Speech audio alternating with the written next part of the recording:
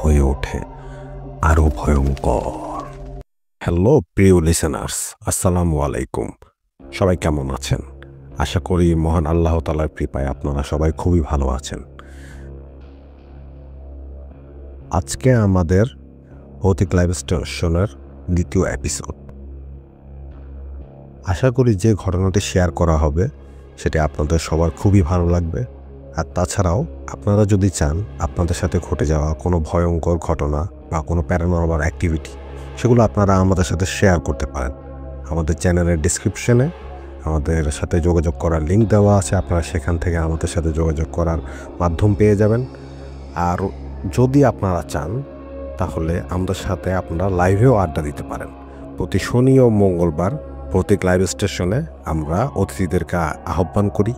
আমরা তাদের কাছ থেকে তাদের নিজের মুখে বাস্তব অভিজ্ঞতা শুনি। আপনারা যদি চান তাহলে আপনারাও আমাদের সাথে শনি ও মঙ্গলবার এই দুইটার যে কোনো একটা দিন আমাদের সাথে যুক্ত হয়ে আপনার নিজের মুখে লাইভে আমাদের সাথে আপনাদের সাথে ঘটে যাওয়া যেসব ঘটনাগুলো আছে সেগুলো আমাদের সাথে শেয়ার করতে পারেন। তো কথা না বাড়িয়ে সোজা স্টোরিতে চলে যাওয়া যাক।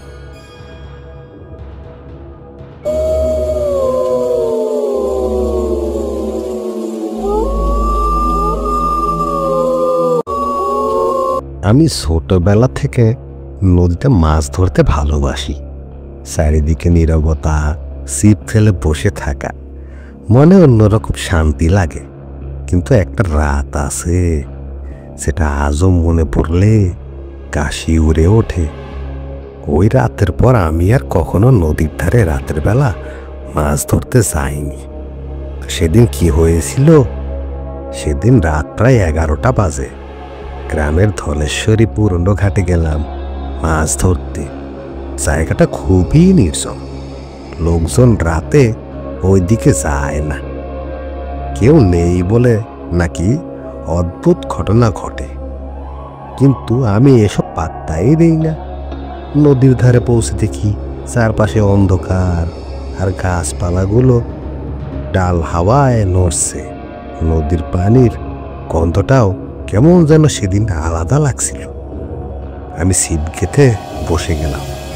কিছুক্ষণ পর মনে হইল আমার পাশে যেন কেউ দাঁড়িয়ে আছে। আমি একবার ডানে তাকালাম, একবার বাঁয়ে তাকালাম, একবার পিছনে ঘাড় ঘুরিয়েও দেখলাম, কিন্তু না, কিছুই দেখতে পেলাম না। কিন্তু আমার পাশে যে কেউ দাঁড়িয়েছিল, সে দাঁড়িয়ে থাকার অনুভূতিটা পরিষ্কার বুঝতে পারতেছিলাম। মনে হচ্ছিল কেউ খুব কাছ থেকে দাঁড়িয়ে নিঃশ্বাস ফেলছে। ঠিক তখনই পেছন থেকে হালকা করে একটা কণ্ঠ শোনা গেল, এত রাতে তুই এদিকে কেন? আমি তো লাফ দিয়ে উঠলাম, তাড়াতাড়ি করে তাকালাম, কিন্তু কেউ নেই। গায়ের লোম খাড়া হয়ে গেল। হঠাৎ দেখি নদীর মাঝখানে একটা মানুষ দাঁড়িয়ে আছে। পানি কোমর সমান গভীর, অথচ সে পুরো সোজা হয়ে দাঁড়িয়ে আছে, মাথা নিচু, নড়ছে না। আমি টর্চ ধরাতেই সে ধীরে ধীরে মাথা তুলল, আর তখন দেখলাম তার মুখ নেই, চোখ নাক মুখ কিছুই নেই, কালো ফাঁকা জায়গা। আমি থরথর করে কাঁদতে লাগলাম। আমার ভয় হলো যখন দেখলাম সে হাঁটছে না, সে ভেসে ভেসে আমার দিকেই আসছে। আমি চোখ দিতে যাব, ঠিক তখনই কানের পাশে খুব কাছে কেউ ফিস ফিস করে বলল, দেখে ফেলেছিস তো, এখন কোথায় যাবি? মনে হলো আমার বুকের ভিতরে কেউ একটু হাতুড় দিয়ে বাড়ি মেরে দিয়েছে। রক্তহীন হয়ে যাচ্ছে। আমি এক মুহূর্তও থামলাম না। ব্যাগ সিপ সব ফেলে দিলাম দৌড়। ঘাটের রাস্তার কাছে এসে দেখি সামনে একটা ছায়া দাঁড়িয়ে আছে, মানুষের মতো, কিন্তু পা নেই। তার মাথা ধীরে ধীরে আমার দিকে করলো। আমার কানে আবার শোনা গেল, যাস না, ফিরে আয়।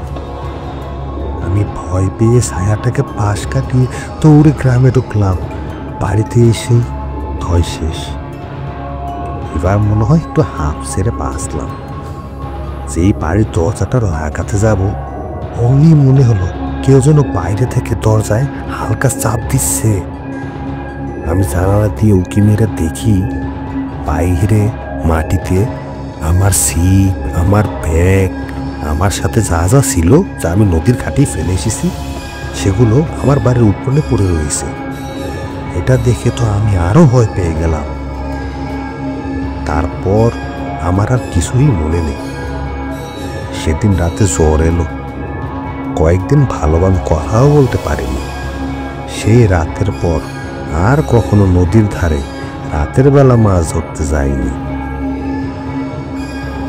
আর কখনো যদি নদীর দিকে তাকাই, তখন মনে হয় অন্ধকার, পানির মাঝখানে সে মুখহীন মানুষটা দাঁড়িয়ে আছে, ঠিক যেন আমাকেই দেখছে আর বলছে, যাস না, ফিরে আয়।